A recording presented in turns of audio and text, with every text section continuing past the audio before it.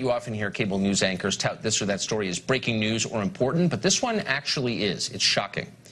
It turns out, according to new reports, the FBI may have had a spy in or interacting with the Trump campaign during the 2016 election, a government spy in the campaign.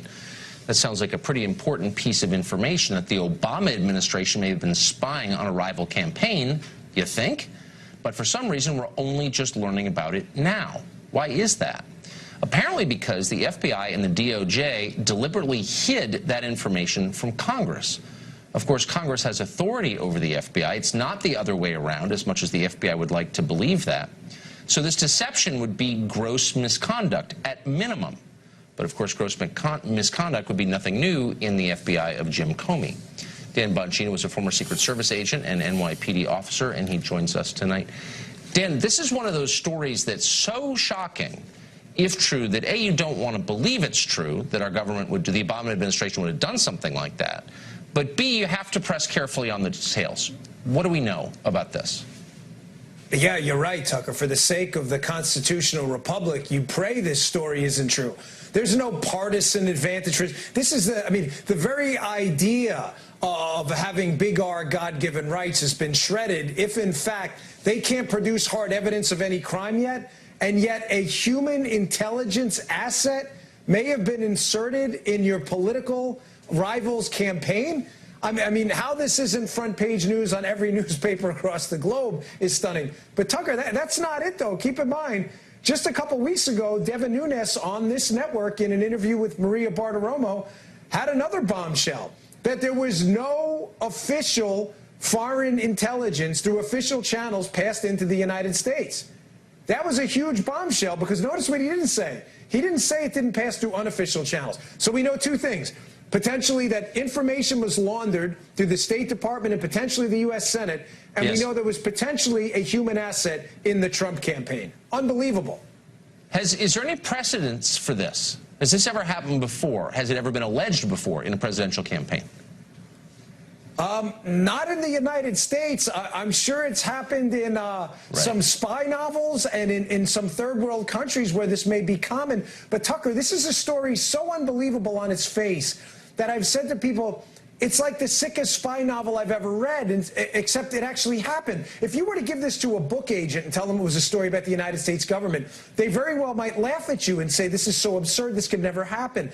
But Tucker, I have my suspicions about who this asset is, as do many others, by the way. This is going to be explosive, though, when this name comes out, because the list of suspects is very short. And there are some very suspicious people who are connected to people within our intelligence community now. But this is the key point, Tucker. Also connected to political operators working for Democrats, while connected to foreign intelligence assets as well. This is really serious stuff. This isn't a joke. And like you said before, I really wish none of this was true, but it appears sadly that it is. Well, I mean, it would be a crime to begin with. Do you think it's true? Is there evidence that the FBI was receiving information from within the Trump campaign during the campaign? Yes, and they're not only that. I believe there's more than one source for the FBI. Now, whether there was more than one source that was paid may be an entirely different story. I believe that based on reporting, Tucker, that's already out there. So, I know a lot of people out there love the conspiracy theory label when information makes them uncomfortable. I'm only telling you things that are already out there in the public domain. There are a number of names out there already of people who, by the way, are connected to the Obama team. One person who's being represented by Obama's former White House lawyer, Tucker, was present at a meeting Bob Mueller's investigating. A meeting right now with Russians that they're claiming has to do with Trump, but the meeting was with people who are actually connected to the Clintons. One of the guys at the meeting is literally being represented by Obama's former White House lawyer, who, by the way, worked with Andy Weissman, who's working with Bob Mueller on the special counsel when they were on the Enron prosecution. This is a big, contaminated witch's brew of people who are all connected to each other. And in some ways not surprising, because they always accuse you of what they're doing, a la Eric Schneiderman. I mean, it's a very... Thank you, Dan. It was great to see you tonight. I appreciate that. Yes, sir. You got it. Kimberly Strassel at the Wall Street Journal is out with a bombshell new piece titled, What about that FBI source? Did the Bureau engage in outright spying against the 2016 Trump campaign? Joining me now to explain more from the Wall Street Journal is the author of that piece, Kim Strassel. Kim, thank you so much for joining us. Give us the quick synopsis of what you've found and why this is so pivotal and so unusual at this setting.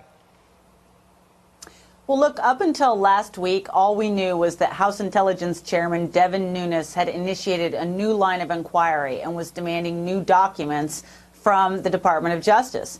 But then, in their desire to make Chairman Nunes look bad and justify why they were not giving those documents, someone in the government leaked a lot of details about what was happening. It turns out he's asking about a top-secret government source who has worked for the FBI and the CIA, who is a U.S. citizen, would seem to have some sort of entanglement with foreign intelligence agencies, or maybe is based overseas.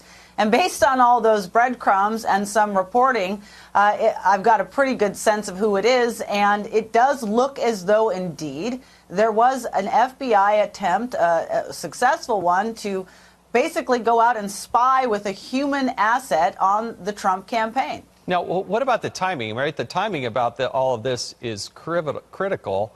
Do we understand the timing, and what are the implications for that? Yeah, it's so important because, remember, the FBI has been doggedly sticking with this story, that what initiated this counterintelligence probe was a tip that they got in July about this supposed drunken conversation of a junior campaign aide named George Papadopoulos.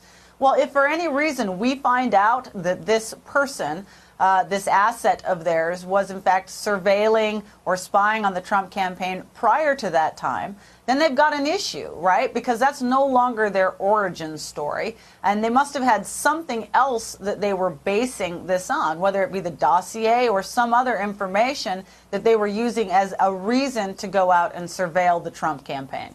Now, how are we going to figure out the solution to this? I mean, every time Trey Gowdy and Devin Nunes and others go over to the Department of Justice, they get the stiff arm, even though there's subpoenas in place. How do they actually figure this out? You know, we have a great piece in the Journal today by a former FBI officer just talking, and his job was, in fact, to fulfill congressional requests, talking about how obnoxious and outrageous it is that the Department of Justice is not complying with simple requests, much less subpoenas from Congress. And the fact, by the way, that they didn't give this information over to Chairman Nunes all the way last year when he said he was investigating the FBI's conduct is really pretty striking. But look, they're going to have to, Congress as a body, and the good news is Chairman Nunes looks to have the backing of all the leadership and the other members in the Republican Party, make it clear that if the Department of Justice does not turn this over, that they will move to contempt. And with any luck, also, the White House is putting out the message that they need to cooperate and hand over documents. But I thought the White House was actually backing up the Department of Justice at this point, weren't they?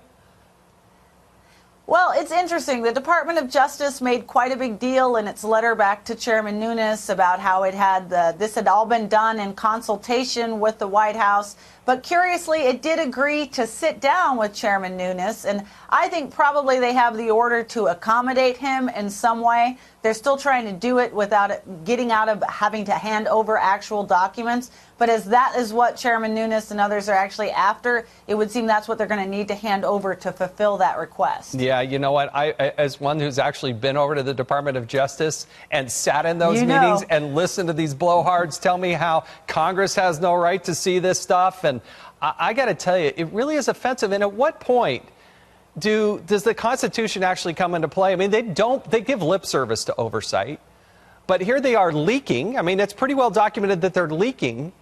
But what is it that they think they can't and shouldn't show to Congress, which is essentially the American people? Look, you know this better than anyone. We have processes in place whereby Congress gets to oversee the executive branch. They can't just say, give us everything. They have to have specific cause, reason, things that they're looking for.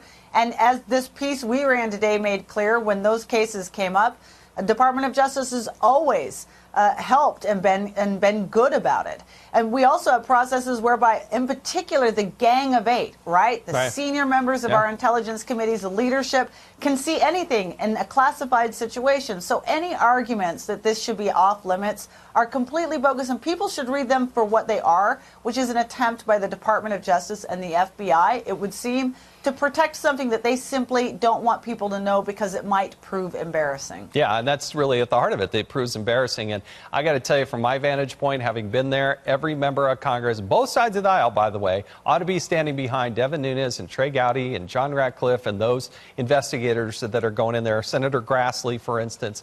But Kim Strassel is a great piece in the Wall Street Journal. She's one of the best writers out there and best reporters. So thank you.